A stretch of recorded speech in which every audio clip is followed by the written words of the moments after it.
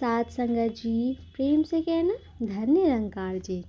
साध संगत जी, आज हम विचार प्रवाह से भक्त का जीवन कैसा होना चाहिए इसके बारे में जानेंगे। चलिए साध संगत जी शुरू करते हैं। अज्ञानी भी संसार में रहता है और ज्ञानी भी संसार में ही रहता है, लेकिन ज्ञानी भक्त मन में संसार नहीं बसने देता। मन में इस प्रभु को ही बसा कर रखता है, इस मालिक को ही बसा कर रखता है। नाव को आगे बढ़ाने के लिए क्या किया जाता है? चप्पुओं के सहारे पानी के पीछे की तरफ धकेला जाता है। पानी की पीछे की तरफ धकेलते हैं तो नाव आगे की तरफ बढ़ती है। अगर उस पानी को आगे की तरफ धकेलेंगे तो नाव पीछे की तरफ जाएगी। इसी तरह से जो माया है, जिसको संसार में हम इस्तेमाल कर रहे हैं, अगर हम इसको पीछे की तरफ धकेलेंगे तो हम आगे ही बढ़ेंगे और बढ़ते हैं। पानी में रहना और पानी के पीछे धकेलना, इनमें विरोध नहीं। दास जो पानी के पीछे धकेलने की बात कह रहा है, उसका मतलब ये नहीं कि सारे समुद्र, सारे तालाब को उठाकर बाहर फेंक देना है। पानी तो मौजूद है, लेकिन पीछे धकेलना जा रहा है, इसलिए नाव आगे बढ़ रही है। अगर पानी आगे धकेला जा रहा है तो नाव पीछे जाएगी। इसी तरह से अगर हम माया में लिप्त रहेंगे, अगर माया को ही सब कुछ मानेंगे, माया को आगे धकेलेंगे, तो हम खुद पीछे होते जाएंगे। जिनमें हमारे संबंध है, व्यवहार है, उनको अपने से दूर करते जाएंगे। अगर हम दूसरों से धोखा करते हैं, दूसरों से बुरा व्यवहार करते हैं, माया को ही सब कुछ मानते हैं, अहंकार में हैं, तो फिर हम उस पानी को आगे धकेले रहे हैं और हमारी नाव मंजिल पर जाने की बजाय पीछे की तरफ ही जाएगी। इसलिए संत महापुरुष हमेशा से ही एक पैगाम देते हैं कि माया को पीछे धकेलना है, इसमें लिप्त नहीं होना। माया की उपलब्धियों तन की प्रभु का है, ये मन का प्रभु का है और ये धन भी प्रभु का है। इन पर अभिमान नहीं करना। किस चीज़ का अभिमान तू कर रहा है? क्या तन का भी अभिमान तू करता है? अगर तन पर भी तुझ पे कुछ अधिकार है तो इंसान कभी बूढ़ा ही ना हो, शरीर का कभी अंत ही ना हो।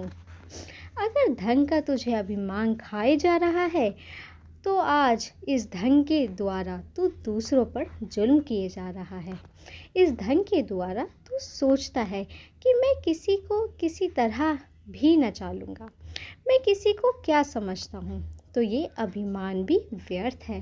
ज़रा भी कुछ ऐसी घटना होती है तो वही धन जिसका अभिमान किया जा रहा है, देखते ही देखते आँखों से ओझल हो जाता है और हमारे लिए बड़े दुख का कारण बन जाता है। यही स्थिति हमारी मन की है, चिंतन शक्ति की है। उस पर भी हमारा सदैव अधिकार संभव नहीं। इसलिए भक्त इस तन को भी प्रभु को मानते हैं, धन को भी प्रभु को देन मानते हैं, मन पर भी प्रभु का अधिकार मानता है। वह इन पर कभी अभिमान नहीं करता, वह प्रभु का अधिकार मानता है।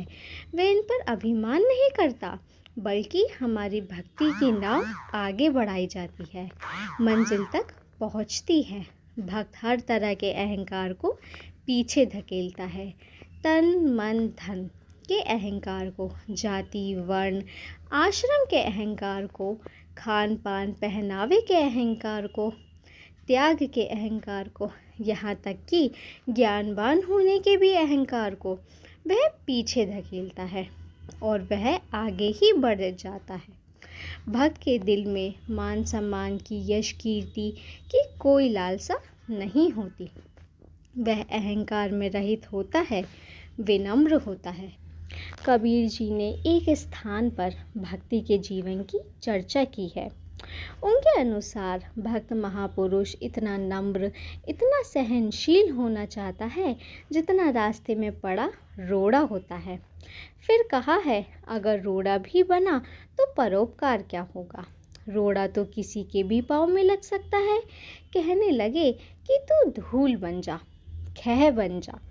फिर आगे कह दिया कि खह बनकर भी क्या होगा, हवा चलेगी तो उड़ेगी, तन को लगेगी और कपड़े खराब करेगा, तो फिर क्या बने।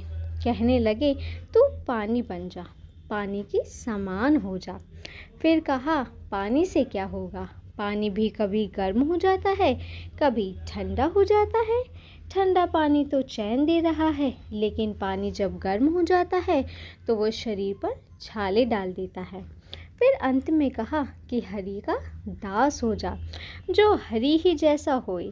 फिर जिसके हृदय में रहता है हरि परमात्मा, ये निराकार इस दातार के साथ जो जुड़ जाता है वह इसके जैसा ही हो जाता है।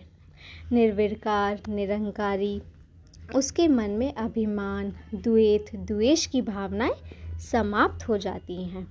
वह हमेशा सबकी सेवा, सबका सत्कार करेगा, सबको सुख देने की कोशिश करेगा। साथ संगत जी, आज की कहानी आपको पसंद आई हो तो वीडियो को लाइक और चैनल को सब्सक्राइब ज़रूर कीजिएगा। धन्य निरंकार जी।